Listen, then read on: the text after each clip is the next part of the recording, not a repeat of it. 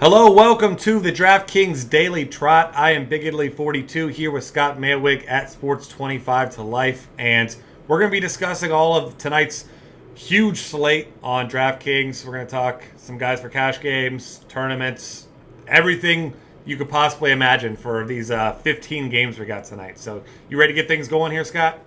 Yeah, well, let's get it going.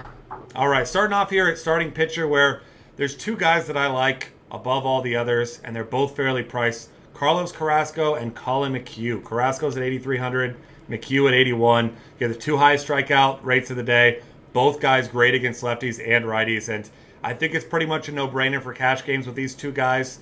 And the only thing really not going in the favor is McHugh, just barely a favorite, pretty much a pick 'em there, but only 7-run total.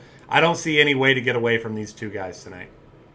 Yeah, I mean, they're definitely the top two options. I think McHugh is the better play for me personally. If I'm going to give up one of them to go for a little more value, it's probably going to be Carrasco, just because I'm a little more worried about the White Sox lineup getting it going, and with him only throwing, 11 pitches last start or whatever. I played him last time he pitched and he got hit in the face, and I'm not overly worried about that, but it could be a little rust. I just prefer McHugh if I'm picking between the two. Outside of that, though, there's not anybody that really stands out value-wise. I mean, I'm looking a little bit at Taijuan Walker against Houston. Not a favorite, though. That's the concern there. Obviously, he's going up against McHugh. So I don't know if I really want to throw them against each other, especially in GPPs. Cash games might be a little more palatable. He might be the guy you'd want to pair with Carrasco, though, if you're going that direction, and hope that McHugh has a down game or whatever, especially for GPPs. Is there anyone you're really liking more value-wise at starting pitcher? There's not a whole lot to like. The only other guy I'm really considering, and this guy, I mean, he's not great, but he's efficient, is Kyle Lobstein at 5,600. He's got that great offense behind him, and I mean, if you look at his numbers, I mean, 274 WOBA to lefties last year, 301 to righties. 45% ground ball rate. I mean, he's pretty much the epitome of average. But at 5,600, you anticipate he's going to get some run support tonight from that Tigers offense. So, I mean, if I'm going to be paying down, it's going to be them, because I don't think Nathan Eovaldi has much of a chance against the Tigers. So I think he'll be in a pretty good spot to get a win. Yeah, it's going to be tough. One guy I looked at a little bit was Lance Lynn, too, but he's not a favorite either. That's a little concerning for me. Yeah. I don't know. I feel expensive on the board now. Yeah, I mean, I really would like to throw him today, but it's hard to pay more for him than it is to just go McHugh and Carrasco, so that makes it tough. Kind of the same problem with Gio Gonzalez with those two facing off. I know Gonzalez is a pretty decent favorite here, but I mean, I think that's going to be a pretty close game anyway. Yeah. So you kind of running with a toss up there as far as the win goes.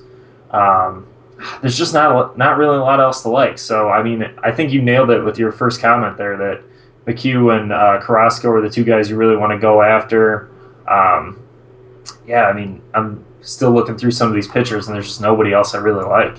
Yeah, I mean, I'll get myself some Francisco Liriano in tournaments. I mean, he's been fine so far.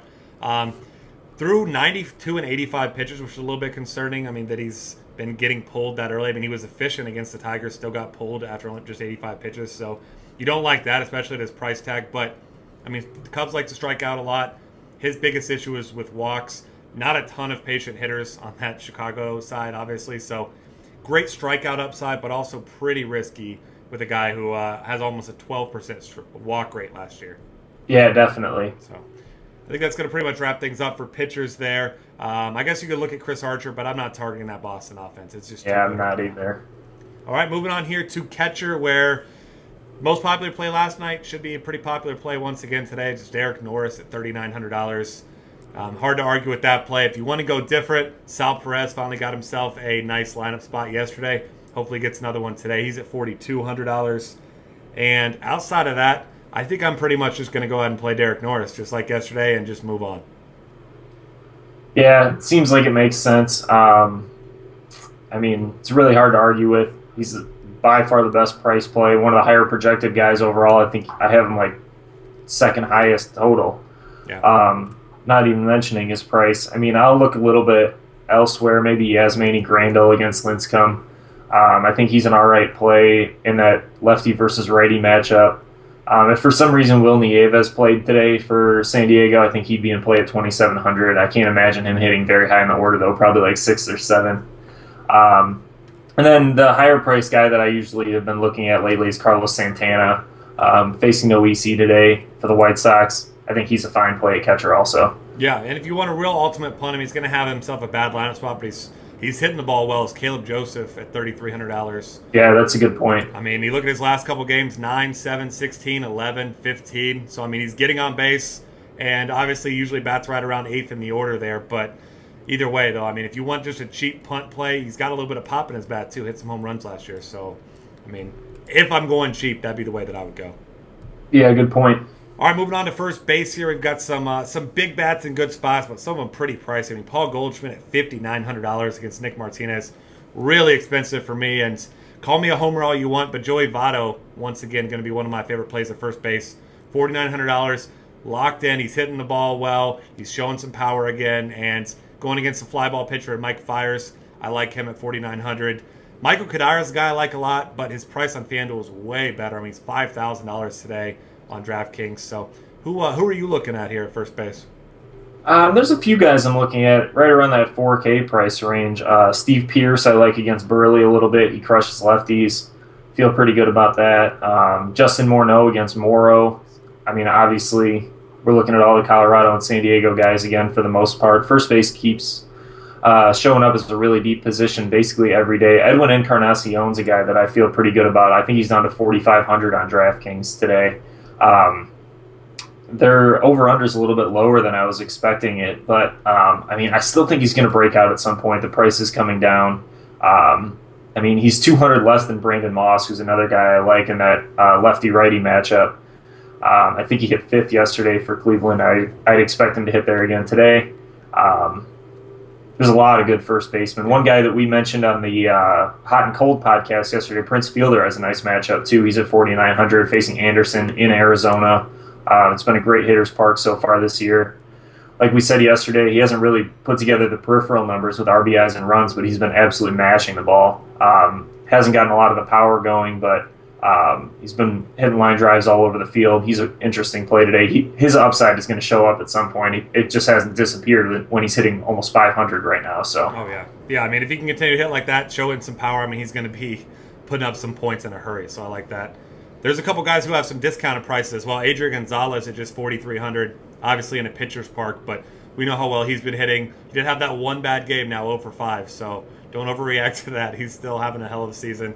Lucas Duda is at only $3,600 today, too, so he's the last one I want to mention that. Ike Davis is $2,700, but he's lefty-lefty today, unfortunately. But, I mean, $2,700 is just crazy cheap for him right now. Yeah, absolutely.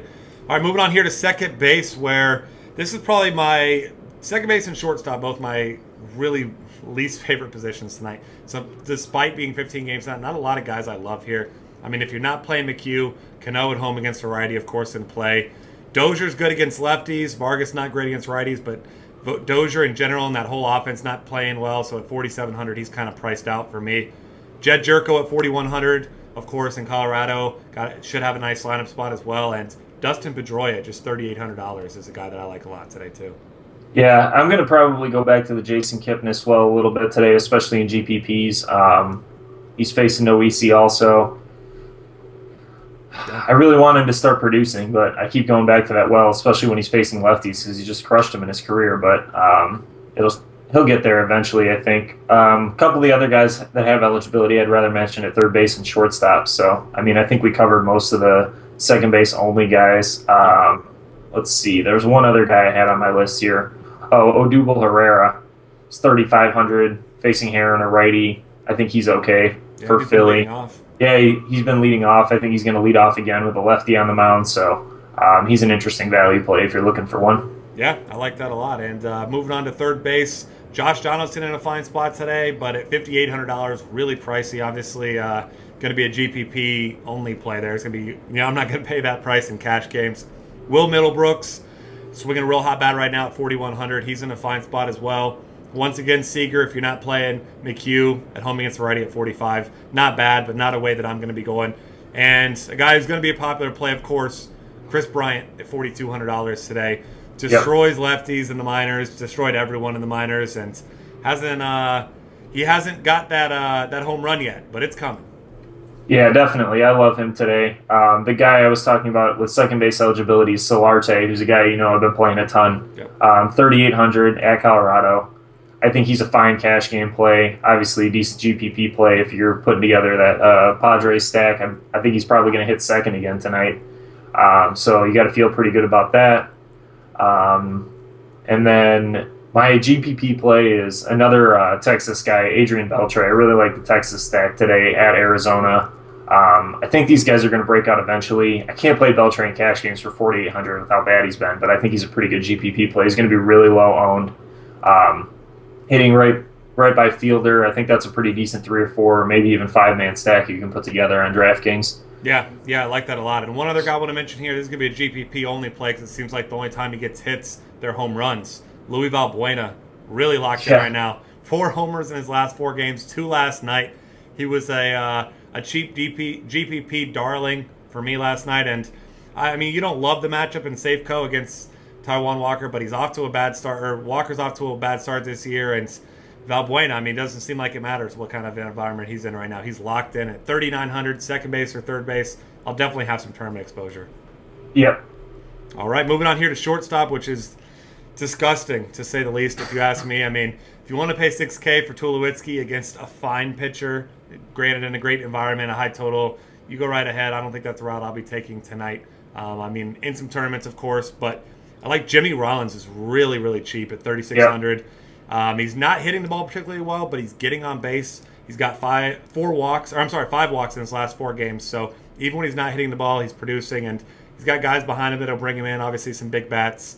A guy who hits lefties really well, assuming that he'll be back in the lineup today. Jordy Mercer at $3,900 makes for a fine play, and one other guy who's pretty cheap and hitting surprisingly well for about the first time in his career is Zach Cozart at $3,300. He's got a terrible lineup position, but I mean, the guy's swinging a hot bat right now, and as a Reds fan, it pains me to even consider playing him with money behind it. But at that price, I mean, I think he's in play against a fly ball pitcher.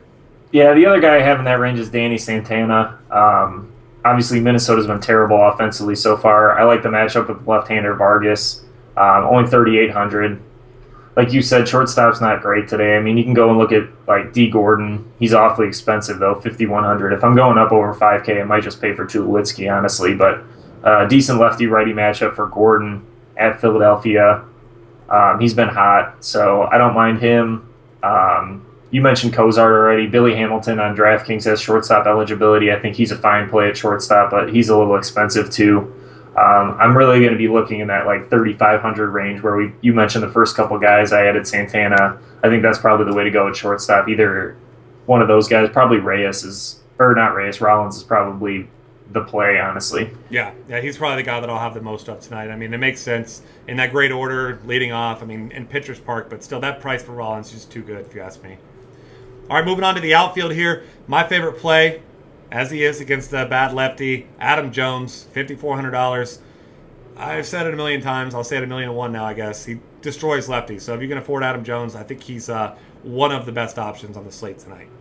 Yeah, definitely. The only guy I really even have up there with him, I really like Michael Brantley tonight. I apparently like a lot of Indians tonight against the Weezy, so I didn't really notice that until we got to the outfield. But I like Brantley quite a bit, hitting third in that Cleveland order. I feel pretty good about that. I'm probably going to end up with an Indian stack at some point now that I notice that I like 3 or 4 guys at the top of that order. Probably 2 through 5 is what I'm going to go with on DraftKings, maybe in a double stack or something like that. Puig is a guy that I think is pretty interesting tonight. His price is down to 4,000. Facing Lincecum could blow up. It looks like who's the other guy I was going to add here? Who's right by Puig on my list, and now I lost him. Right around 4K. Bryce Harper, 4,300. Yeah, that's the one, 4,300. I think he's a great play, too. I mean, he's just been a great play almost every day lately, and he's looking really good.